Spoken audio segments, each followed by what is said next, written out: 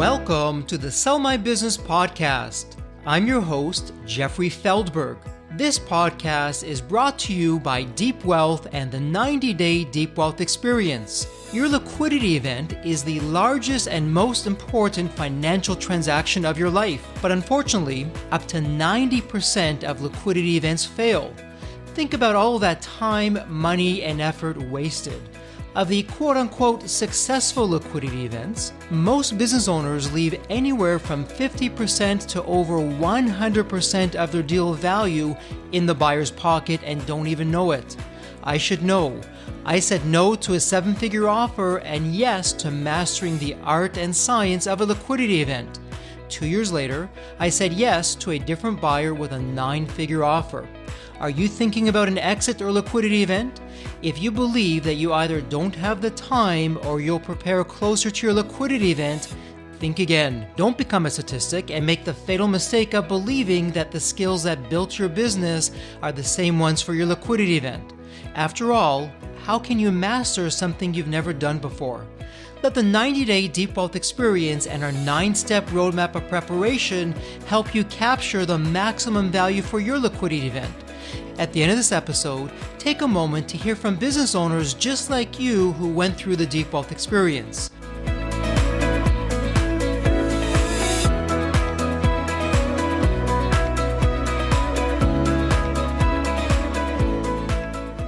Pete Mohr helps entrepreneurs transform their frustrations into freedoms by using a variety of frameworks that help them cut through the chaos and overwhelm of running a business. With over 25 years as a business owner, he's refined many of his tips, tools, and techniques in the trenches within his own businesses. You own your business. It shouldn't own you. It's time to start using frameworks that allow you to have a turnkey business so that you can live the life you deserve. Welcome to the Sell My Business podcast, and I have a terrific episode and guest lined up for you. And for all you business owners out there, I have a question. Do you have those golden handcuffs? You know what I'm talking about. You started a business for a lifestyle and for some freedom, but before you know it, your business is really controlling you and the business owns you, not the other way around. Today with our guest, we're going to be talking all about that, and you're going to love him because he is a fellow business owner. He's a former broker, so he's really speaking from the trenches. But let me not get ahead of myself. Pete, welcome to the Sell My Business podcast. An absolute pleasure to have you with us. And Pete, there's always a story behind the story. What's your story? What got you from where you were to where you are today? Well, we only have a few minutes and it's been a lot of years, Jeffrey. So, I've been a lifelong entrepreneur. I started young. I only ever worked for somebody who was actually my dad's best friend for about 6 months coming out of university. And his name was Peter as well. And, I loved Peter, loved his business, really cool business. But I also did find out that working for somebody else really wasn't for me. And I've never looked back. I bought my first franchise. It was what I could afford at the time as a 23-year-old kid. I had had some other little small businesses before that, going through university and what have you. But, this was my first real business. So I bought a franchise, flew down to Atlanta, Georgia, learned all about it, did my training, came back, and I'm like, okay, what did I just get myself into? And then built that business and owned it for 15 years. It's still going strong today, which is great to see. During that time, we also bought another franchise, which was a cleaning company. And we bought it. It was underperforming. It only had 30 clients. And we built it up to 300 clients and we sold it. And I became a business broker, went back to school, took my executive MBA, thinking I might go into work. Maybe now I should go and work for bigger business, learn what they do, take it back to my own business later. But that was in 2009 when the crash happened and there wasn't a whole lot of work for grads at that time of MBAs. So I jumped back into business. I became a business broker, a realtor, and helped other people buy and sell businesses, which is where I found one of the businesses that I still own. It's called Shoetopia. We own shoe stores here in Canada, shoetopia.ca. And it's been a great 12-year period since we've had those. And there's been some ups and downs and some stories along there too. But that's the journey of an entrepreneur. And I wouldn't change it for a minute. I've had a lot of other businesses and startups and different things along the way, and I love what I do right now because I don't spend a lot of time in my shoe stores these days. I've got them set up where I want them to be, and they're running on that turnkey sort of fashion. And I spend most of my time having great conversations with people like you, Jeffrey, these days, and coaching clients. And I have my own podcast too called the Simplifying Entrepreneurship Podcast, but love working and talking business and love working with other entrepreneurs, trying to help them free themselves up. And like you said in the intro, you own your business. It shouldn't own you. And if you're feeling like your business is owning you, then there's always some work to be done. Wow, Pete, so much there and a lot to unpack. But before we do, I'm just curious. The curiosity got the better of me. Just a trip down memory lane. Let's go back to when you were a business broker. Because as you know, here at Deep Wealth and the Deep Wealth Experience, this is our wheelhouse of preparing for a liquidity event. And that's really what the focus is. If you can think back to those days, because I'm sure you saw it all, maybe we can look at both sides of the coin here. The common mistakes that you saw business owners make when they went to sell the business, and then the ones that really did it well, they hit it out of the park, what they did well. So I'll leave it to you where you want to start with that, but would love to hear some of your insights from back then. Yeah, I won't spend too much time because I know you guys have covered all of this tons of times and worked through a lot of things, but a couple of things that make me think. But one is that most people thought that they would just get a check and they'd be out of their business. And that's not often the way that it actually happens. Through the negotiations and the different stuff, there's much more to it than that. It's not just that usually here's your check, see you later. So that was a big one. Another one was this idea around, well, their own opinion of what their business was worth versus what we determined it to be worth after looking through the books, going through all the different stuff, doing the comparatives, all of those things often weren't all that close, which was interesting. How, people have a certain valuation in their mind, just like you do in your house or anything else. You've got this valuation and then you come in and it's like, after we've done some work here, it's, wow, I don't know that we're quite there. So what are we going to do about that? Because if this is your magic number, we've got some work to do. And you know what? That's going to take time to do that work in order to set it up so that you can get this magic number that you want. And sometimes that time frame is a little bit longer than they're willing to put up with. So that becomes the negotiation. If you don't want to put in that time and you don't want to do this stuff, then how much are you willing to sacrifice off the sale? And so it's always these little negotiations, the back and forth between the buyers and sellers and what does everybody want, and really finding out where we can marry this, that I think was, in my opinion, one of the exciting things and one of the interesting strategic, because I love strategy. So one of the interesting strategic things around that is it's like trying to get in the heads of the buyers and the sellers and really digging out what they truly want out of this deal and how can we mesh this together in order to make something happen for the both of them and have them both win. Pete, I love that. And it really goes to what you do today with the simplifying entrepreneurship, finding that clarity. And so before we dive into that, we were talking about what not to do, which I found both personal and business, knowing what not to do oftentimes can be more important than knowing what to do, but flip it. So back in the broker days, you must have seen some businesses that they just did everything right and things worked well and they got top dollar in terms of enterprise value. So what would be maybe a few of the 1, 2, or 3 things that you commonly saw out there of what businesses were doing right? Well, it rolls around our conversation around the 5 Ps, really, I'll give you quickly the 5 Ps because it really rolls around this. Having their promise aligned with the right product, the right process, and the right people. When you get those in alignment, you have the right profit. And once you have all of those 5 things in alignment, that's when your business is going to get maximum dollar. You're going to have the right product that's aligned back to the promise that you're making to your clients. Your processes are all in place. And this is a big one and one that takes some time. If they aren't cheaper, so I don't know, Jeffrey, but there's been a lot of owners out there that their processes are all up in their head. They know how to get everything done, but nobody else does. You know those owners? And the problem there is it doesn't become a sellable business then. because somebody else has to come in and know all that stuff. And how are you going to translate it over to them? And if they don't know that stuff, then what's the value of what they're buying? So all of the process there, really big piece. All of the people, really big piece. Not only the clients, I break people into three. There's the clients, your ideal clients. There's the team. And then there's all of the other people that help deliver your promise. So your outsourced suppliers, your wholesalers, any of those partners out there. We have shoe stores. So our brands and our shoe stores are, I consider, partners, our salespeople that we work with those brands and stuff like that. So having the right relationships in place for all three of those are so important.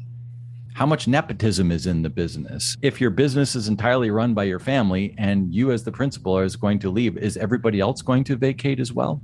That's a problem, because all of the power, the intellectual power of the business may be voided. And what does that do? It voids literally zeros off of your price. Yeah, it's crazy. And for all our listeners out there, really hope you're paying attention with Pete and his 5 Ps.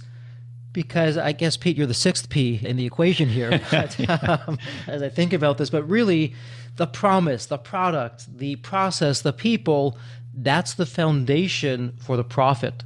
And if you're not having that, then the profit isn't going to be happening. And really, Pete, I just love how you separate that out, because going back to what you and I were talking about earlier, particularly on the people side, does your business run without you? And that's all people. And that, as business owners, that's our biggest challenge. Does the business run without us? And unfortunately, more times than not, the answer is no. No, it doesn't. It's crazy. We were just chatting before we hopped on. I know you have a place in Florida. And I was saying, I'm going to Florida this week too. And I told my team about 6 weeks ago, I said, I think I'm going to go to Florida for a month. And what did they say back to me? Have a good trip. Nice. So, you know what? I've set the business up that way. And can stuff happen? Yeah, stuff can happen. And I'll tell you where this all, years ago, I was telling you earlier on about having those early businesses, and I had a young family. And, I did have a manager in place at that time for our bathroom remodeling business. And he knew I was going away with my family. We were taking the family to Florida. We were going to go to Disneyland. We were going for 10 days. He actually quit 3 days before we were leaving on vacation. So what did I do? I drove my family down, because we had committed to driving down because we didn't have enough money at the time to fly all the kids and all this stuff. So I drove the kids down to Florida. I dropped them off at Disney. I hopped on a plane in Orlando. I flew back to Ottawa, where my business was. I stayed for 6 out of the 7 days that they were down there. I flew back down, had 1 day in Florida with them, and then drove them back home. Wow. Oh, my goodness. That's a little quick story that when I did have a manager in place, can stuff go wrong still? Yeah, stuff can still go wrong. And you know what? We're still the owners of the business, and we still have to be ultimately accountable for things like that. But if that kind of stuff's happening to you all the time, not once in 20 years, then you've got some work to do. If you're feeling those kind of things that are like, why does this keep happening to me? Why does this keep happening to me? It's because some of these things aren't aligned and you haven't got your business running on rails. And when your business is running on rails, those kind of things happen. They happen, sure, but usually they're not as big as that. And you can deal with them in a much more sort of structured fashion that just doesn't seem as big. And so, Pete, let's talk about that, because I know this is really one of the areas, and I'm going to use 2 F words that are near and dear to you: frustration and freedom, because you're transforming owners' frustrations into freedom. So if I'm a business owner and I'm resonating with what you're saying, yeah, that's me. You know what? I can't leave the business. And if I would have booked that family trip, guess what, Pete? I would have been doing the same thing. And I'm now working with you as my business coach. What are you telling me as a business owner? Where do I start and what do I do to begin that process of not having the business reliant on me? Well, we kind of go in, I like my little words and catchphrases and stuff, but we kind of go in and we do what I call the 3 A's. We assess, we address, and then we advance. So we're going to assess where you're at with things. We're going to address the things that need to be addressed so that you can advance into doing what you want to do. And I think that's a big thing when leaders are cramped down into doing the things that maybe they're good at, but they don't really want to be doing them. So I call it love it or leave it. So with that kind of stuff, you should be working, especially as the leader of the organization, you should be working in the areas that you truly love and are most beneficial for your business. And by the way, so should everybody else. But you've got to get to that point, and then you have to help your team members, all those other people, get to that point too, because that's when you have a really powerful business that everybody's aligned, everybody knows what they're doing. They're working in these love it zones. Other people will call it your unique ability, like Dan Sullivan from Strategic Coach will call it unique ability, or your zone of genius, or whatever the case is. But really having everybody working in those as much as they possibly can just brings so much more to the business. So how do we do that? First of all, we need to get you there and we need to know what it is that we're going to start parsing off. And how we go back to the P's, we need to have the right process in place. It's got to come out of your head and onto video, out of your head and onto paper, whatever the case is. We have to lay out these processes so that you can then hand them over to somebody else. And the biggest part is assign accountability to them. Because when these things are happening and decisions are being made at, let's call them lower levels of the organizational chart, it frees up your time. There's only so many decisions that you can make as a leader in a day. Like, we only have certain amounts of decision-making qualities every day. And if you're making them on lower level decisions, you don't have enough time, energy, or passion to make them on the ones that you need to be when you're leading your business. Makes a lot of sense. And again, for our listeners, I hope you're picking up on these things because, Pete, you're walking the talk.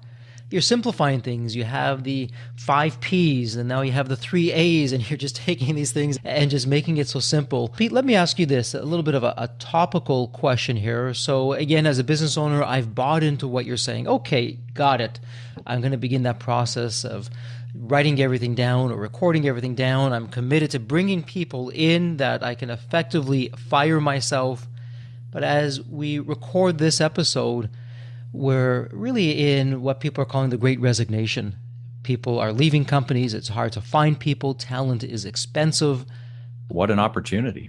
What an opportunity. So what am I doing to really take advantage of this on the one hand? And I guess I can talk myself out of this. I was going to say, how can I afford top talent, but how can you not afford top talent?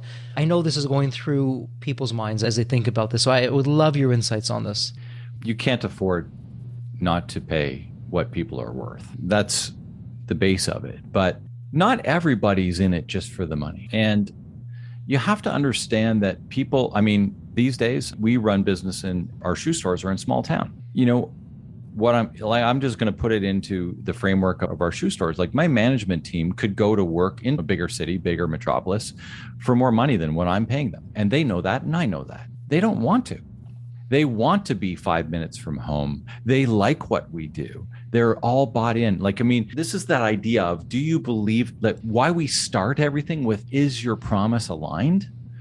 When you buy into the promise and the leaders communicating the promise at all times, and if they buy into what you're doing, then that's a big piece. What sort of flexibility are you offering them? Some of them want 4-day work weeks. It's okay, you can work 4-day work weeks.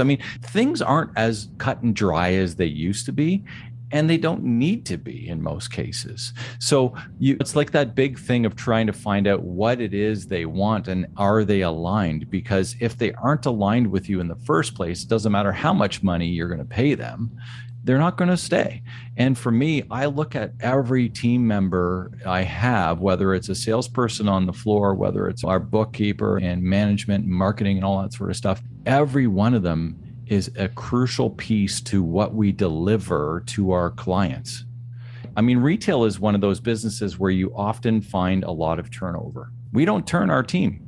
Our team stays. And if they have left, we have 2 people working with us right now that have come back to us after trying something different, not even in retail, and saying, I just love the flexibility of my job. I just love what we do. I love working here. Sometimes they can't even put their finger on it. It's just like, I want to come back to work at Shootopia. And it's awesome. then we know that we're aligning all of this stuff right and that things are working the way they should. So how are you doing that? And often it's got to do with improper communication from the leadership, as the people that are working on the team don't really know what their piece of the puzzle is. They don't really feel as though they have authority. And when we talk about assigning accountability, people want accountability. They want to make the decisions. They want to feel as though they're a piece of the puzzle. And if you're not allowing them to do that, they're going to leave. It's amazing. And with the pandemic, again, there's always two sides to the coin. But the pandemic, for all the negative, and our hearts go out to the people that were so adversely affected by the pandemic. On the flip side, though, we now have remote work. Yeah. That's where the Great Resignation came from. People were leaving terrible bosses and long commutes because they wanted meaning and purpose in their life. And so, Pete, what I'm hearing you say, when you get your first P down, when you get your promise down of really what your mission is, what are you doing out there? Why are you different? What are you about? That you can then go and attract the kind of individual who wants to work in a company with those values that would resonate with them, and you're just playing off of that, and one leads into the other. And so let's revisit something that you were talking about with the mindset, the mastery, the momentum, and you take the overlap of those three and you're getting to the empowered entrepreneur. So can you talk to us about that? What is that all about, and why is that important? Why should I care about that as a business owner? Well, if you're a business owner, you want to surround yourself with that. You want to surround yourself with the mindset and the momentum and all of the mastery. You've got to become a master of being an entrepreneur, not just a manager. There's a difference. And a lot of people that maybe are new business owners were great managers. Taking manager into owner is a transformation. And that transformation is what if you're going to manage every little thing in your business, then you're never really going to be a great owner, and you're not going to be able to allow yourself some of the freedoms that we're talking about, and you're going to misplace and not align with some of the opportunities that are in front of you as well, because you're busy managing the business. And you know what? There are wonderful managers out there, awesome managers. I am not a good manager. I'm a good leader. And I think it's understanding where your position is, because if you're a true manager and you're owning the business and you're a true manager, then you may have to look for somebody that's going to help you with the visionary side of your business. And if that's your zone of genius and that's what you truly love to do, that sort of stuff, then just understand that's what you love to do, but you still need to have this other spot that's got to be filled in your roster. And all of these different things align so that you have the best business that you can have, whether that's for yourself or whether that's because you want to sell your business, because the new person wants to buy a business that's running on rails. They want to buy that business that they can step into. I call it the turnkey business, so that they can really step in and they can sit down at their desk or whatever the case is and feel as though the business is going to run itself for the first couple of months until they get their flavor, until they get their touch, until they understand a little bit more about it, all that kind of stuff. And if your business isn't quite there yet and you're owning the business, then you just have to shuffle around these things a little bit and take a sort of an overall look at this to see where you position and how everybody else is positioned, because it's often the biggest thing, that promise that starts everything off. I love putting a promise into these three simple steps, which is, what do you do? How do you do it better than anyone else? What problem are you solving for your client? The second thing is, how are you doing it uniquely compared to your competitors if they're solving the same problem? And the third one really revolves around, what does their life look like after they've used your services? Once you've taken them through the transformation, what does it look like? So when we take it back to the idea that the empowered entrepreneur is in the middle, and you have mindset and mastery and momentum all around that, and we have clarity and confidence and community around that too. Clarity is where it all starts. The community of who else is involved, all of the people involved, all of your mentors, all of your team, all of your clients, and all of that, the confidence in business owners. We talked about decision making and all that sort of stuff. So important that we continue to have our confidence so that we can go ahead and make the decisions that we need to make. That's what business owners do. They make decisions every day. Yeah, I love that. And really, when you take what you're saying and you're applying it right now from a business owner to a customer, but let's take a step back for a moment, because it's the exact same thing, Pete, when you're thinking about a liquidity event, which could be a partial exit, a full exit, something in between, maybe you're going public, whatever that may be. As an example, in the Deep Wealth Experience, our 9-step roadmap, step number 2, X factors, what differentiates you from your competition? What makes you world-class in what you're doing? What problem are you solving? But then when you take that into step number 3, and that's really mastering the art of thinking like a buyer. What problem are you solving for your buyer? How are you making their life better? Why are you so world-class in one particular area that your buyer not only wants the business, but is willing to pay a premium because you've had the clarity and the ability to communicate that? And so for the business owners out there, just think about this for a moment. When you started your business, did you start it with not the beginning in mind, but the exit in mind? No one lives forever. What's that going to look like for you? Maybe it's going to be a family business. Maybe it isn't. But if you don't know where you're heading, big picture wise, what that final exit is going to look like, then how in the heck are you going to run the business day to day? You're not going to have alignment. So Pete, what would you say in your coaching process and when you're simplifying entrepreneurship and you have a business owner who perhaps has lost sight of what that exit is and they're just so bogged down in the day-to-day, how do you help them get that clarity back in place so that, yes, at one point they can have a liquidity event, whatever that looks like or means for them, and get back their freedom and lose that frustration and all those good things that come with that? You know, Jeffrey, it all starts with what do you want out of life? It really does. Every conversation, when I start with a client, we usually start off our first conversation with, I've developed a plan and I'm happy to share with anybody here too. We didn't really talk about it, but it's called the one-page planner. And the one-page planner is a series of one-page documents that goes from your life to your 10-year structure, 1-year structure, quarter, week, day. But basically it's designed for entrepreneurs and understanding what you truly want. And that's the whole thing with the business. I think a lot of people, 10 years have passed. And they look back and they're like, oh my God, I got into business 10 years ago. I can't believe how quick it is. I didn't see my kids grow up. I didn't, all this stuff. We didn't do this. All I've done is work 70 hours a week.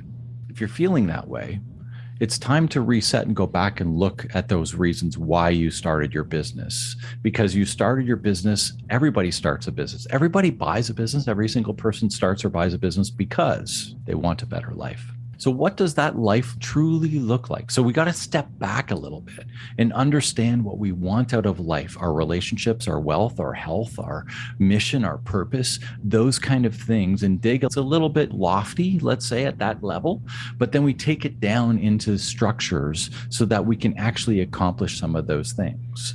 You know, we talked about, I wanted to go away for a month. Well, that was on my plan. It didn't just happen, kind of did, but all along I've known that's what I wanted to do. So all of these different things that you want to do, you have to put into place with a structure. And a lot of business owners just have their head down and they're like, okay, what's the next marketing campaign? What's the next new product? And they don't even think about their lives. But the business is there to support your life.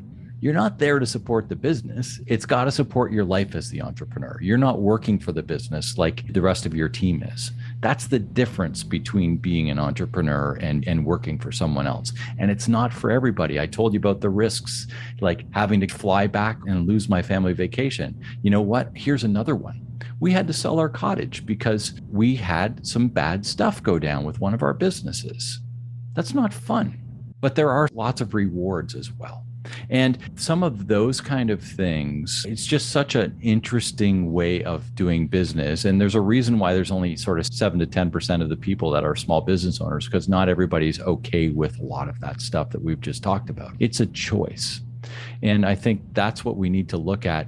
And you need to go back, if you're at that sort of stage, you need to go back and really determine what it is you want out of your life so that you can set your business up to deliver that. And sometimes that's exiting. Sometimes that's, hey, I'm really ready just to take it to the next step. I've bought and sold businesses. I've exited businesses. So not always are you going to have a business for your entire life. And that's okay. But knowing what you want as the next step is an also important piece if you're ready to think about moving on from your business. Why am I doing this? And Pete, what's beautiful about the preparation, which is really, if we want to simplify our conversation, it really comes down to preparation of everything that we've been speaking about, a business running without you, getting clarity, what your vision is, what your mission is. And with that preparation, it's really the gift that keeps on giving. And you and I spoke about this because imagine for a moment your business runs without you.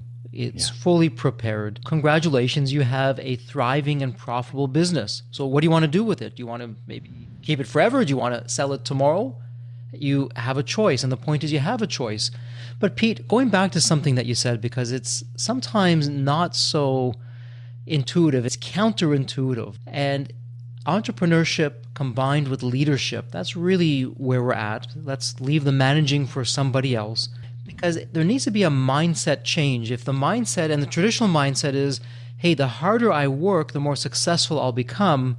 And I'd love to hear your thoughts on this notion that when you take time for yourself, you're taking time out of the business, you're relaxing, you're not thinking about the business per se, chances are you'll get some of your best business ideas in that downtime that will take your business to a whole other level, maybe even create a market disruption that you never would have had if it was just nose to the grindstone, working these 80-hour weeks with no rest, no break. Talk to us about that. We'd love to hear your thoughts. Yeah, part of the one-page planner that I was talking about, I've got some setup times, and I frame it as free time, focus time, and flex time. And you need to have some of each. And if you're in retail, you can also include one more F, which is floor time. You actually have to spend some time on the floor as well. And whether that's in manufacturing or whether you're selling insurance, you have to actually sell insurance every now and then too. So as owners, we need to have floor time in whatever industry you're in. But setting it up is free time is such an important piece of your mental health. Think about health, for example. If you, as the owner of the business, are struggling mentally or physically, how well are you going to lead your business? It's ultimately the most important thing for your business is that you stay both mentally and physically healthy. The most important thing. And if it isn't already, think about the change that would make for your business if your mind and your body was set up to live its maximum every day when you're in your focus time. So, because when you're focusing and you have that mental energy and you have the physical stamina to focus, holy cow, how powerful are we? Whoa, we can get a lot done in a short period of time. And then the flex time is the time that you're either using to enhance your focus time or enhance your free time. It's that sort of in-between time. And just understanding what that means is an important thing when you think about the structure. And so flex time, I try not to book myself any more than 3 to 4 things in a given day. Like this interview is one. I had another interview earlier in the day, and I had a coaching earlier that I was coaching earlier in the day. And the rest of the time is flex time around that. Because if you're back to back to back to back, you're not giving yourself the mental space to do what you need to do in order to move the thing ahead. And I love that, Pete. And the irony around all of this, particularly on the mental health, and mental health is really, as it should be, front and center now, where before it was more in the background. The irony of the whole situation, when you're prepared, when you have that clarity, when you do these one-pagers that you're talking about, you know where you're heading, what you're doing, when the business runs without you, your mental health is taken care of because you're removing the unnecessary stress. Maybe you stress out because you choose to. That's a whole different conversation. but you don't have to, because you have people taking care of things for you, and you're giving yourself some of that flex time and just that enjoyment of life and why you got into this whole world of business in the first place. So I really love how you position that and what you're talking about in terms of doing that. You know, Jeffrey, one other quick thing there is that the way you lay out your free time, people are used to working Monday to Friday and taking Saturday and Sunday off. That's sort of the typical. But when you're an entrepreneur, you control that.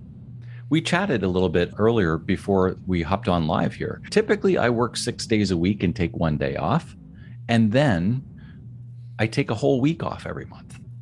So I work 3 weeks like that because I like to stay in the flow, and I'm good with that. It feels comfortable to me. But then I take a week off.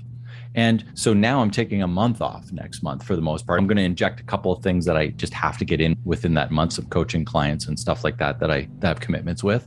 But everything else I've sort of turned off for the month. And so how can you align your free time? Because that's the beauty of being an entrepreneur. That's some of the freedom that you enjoy. You control your own schedule. Somebody else isn't controlling it. So think about how you can maneuver and manipulate. When are you best? I start my day at 5:30 in the morning. I'm focused in the morning. So later in the day, I don't want to be doing focused work. How are you structuring that stuff? And you are able to do that as the entrepreneur. That's one of the benefits. Absolutely. And with technology and now the social norms have changed because of the pandemic, doing this remotely. Granted, most of what we're talking about is for what we'll call knowledge workers. If you're in manufacturing or in the plant or something, that's a whole different story. But for knowledge workers and just being out there in terms of thought leaders and entrepreneurs, founders, the technology, there's no excuse to not be able to do this. You could be anywhere in the world at any time just doing this, and it's now socially accepted where it wasn't before. So all the gates are open. You have green lights just to do this, and it's a choice. So make the right choice. So Pete, let me ask you this. We're at the point in the podcast where we're starting to wrap things up, and I have one of my favorite questions. Now, you shared offline that you listened to a few episodes, so you have a bit of a competitive advantage here, but we'll go through it anyways. And here's the question. Imagine the movie Back to the Future, where you have the magical DeLorean car that can take you to any point in time. So it's tomorrow morning, you look outside your window, Pete, and lo and behold, it's the DeLorean car. The door is open and it's waiting for you to hop in, and you're now going to go to any point in your life. Pete, as a child or a teenager, a young adult, whatever the case would be, what are you telling your younger self in terms of lessons learned or life wisdom, or hey, Pete, do this or don't do that? What would that look like for you? I love this one. And I just saw a DeLorean the other day. As interesting as that is, you don't see too many of them anymore. But I'd go back to simple times. And that's sitting at my grandparents' table at their farm, having a roast beef dinner with my family and my grandparents as a kid growing up, and enjoying some time with them and laughs and conversation, and the wood stove burning and a game of euchre after, and good fond memories of family and relationship. And I mean, we've talked a lot, Jeffrey, today about people, whether it's your team, whether it's your family, whether it's your clients. I like to surround myself with people that I want to be around. And I can't be around my grandparents anymore. And my parents are getting older and just gone through some cancers and different things like that. And so I find myself, as much as we're chatting about this, I find myself reminiscing a lot about yesteryear, but very anxious and very excited about what's ahead. I reminisce about those things, but that's where it ends. I don't go on about it. It's like, hey, I'd love to have a meal with my grandparents again. That would be really cool. But ultimately, I'm a very future focused person, and I'm one of the people that feels that our future is very bright and very forward and abundant. And I'm anxious to live a long life, and I'm anxious to see what's ahead. So I'm just as interested to take it, 100 years down the road. I love that. And so many takeaways from that, Pete. And one big takeaway that I'm hearing you say is really enjoy the present moment. And as you're sharing your story, what was running through my mind is if we took a snapshot, or today a digital picture, but we took a picture of what we would consider an ordinary moment, whatever that would be, and then we fast forwarded 30 years and we looked back at that picture. If there are people in that picture, I suppose some of those people may not be with us today. And times have changed, and as people, we've changed. And we would look back at that picture that today we would just consider an ordinary moment, not even giving it a second thought. And we would say, wow, those were the days. What I would do to be able to have another day with those people, or another day back in the day like that. But from what you're saying, it's here right now for us to just enjoy it, relish the moment, the present moment, and make the most of it. So I think that's some terrific wisdom to be sharing with everyone. The future is just something that we can think about, and the past is something we've already done. It's all about now. It's all about the present moment, all about now. Speaking of the now, In our show notes for our listeners, I'm going to have all your links, so all the resources of where people can find different things. But Pete, if someone wants to reach you online, what would be the best place or the best way that they can do this? Easiest way really is to Google Simplifying Entrepreneurship. That's my business, simplifyingentrpreneurship.com, and my podcast. Best social channel, really, I'm on LinkedIn, Pete Mohr, and you can email me at pete@mohr.coach, mohr.coach. Doesn't get any easier. Thanks for being so transparent and putting that out there. Pete, as we wrap up this episode, a heartfelt thank you for spending part of your day with us here on the Sell My Business podcast. And as always, please stay healthy and safe. It's been a pleasure. Make it a great day. The Deep Wealth experience was definitely a game changer for me. This course is one of the best investments you will ever make, because you will get an ROI of 100 times that. Anybody who doesn't go through it will lose millions. If you don't have time for this program, you'll never have time for a successful liquidity. I mean, it was the best value of any business course I've ever taken. The money was very well spent. Compared to when we first began, today I feel better prepared, but in some respects, maybe less prepared, not because of the course, but because the course brought to light so many things that I thought we were on top of that we need to fix. I 100% believe there's never a great time for a business owner to allocate extra hours into his or her week or day. So it's an investment that will yield results today. I thought I will reap the benefit of this program in 3 to 5 years down the road. But as soon as I stepped forward into the program, my mind changed immediately. There was so much value in the experience that the time I invested paid back so much for the energy that was expended. The Deep Wealth experience compared to other programs is the top. What we learned is very practical. Sometimes you learn stuff that is great to learn, but you never use it. The stuff we learned from Deep Wealth experience, I believe is going to benefit us both. I've done an executive MBA. I've worked for billion-dollar companies before. I've worked for smaller companies before I started my business. I've been running my business successfully now for getting close to a decade. We're on a growth trajectory. Reflecting back on the Deep Wealth, I knew less than 10% what I know now. Maybe close to 1% even. Hands down, the best program in which I've ever participated. And we've done a lot of different things over the years. We've been in other mastermind groups, gone to many seminars, workshops, conferences, retreats, read books. This was so different. I haven't had an experience that's anything close to this in all the years that we've been at this. It's 5-star, A+. I would highly recommend it to any super busy business owner out there. And Deep Wealth is an accurate name for it. This program leads to deeper wealth and happier wealth, not just deeper wealth. I don't think there's a dollar value that could be associated with such an experience and knowledge that could be applied today and forever. Are you leaving millions on the table? Please visit www.deepwealth.com/success to learn more. If you're not on my email list, you'll want to be. Sign up at www.deepwealth.com/podcast. And if you enjoyed this episode of the Sell My Business podcast, please leave a review on Apple Podcasts.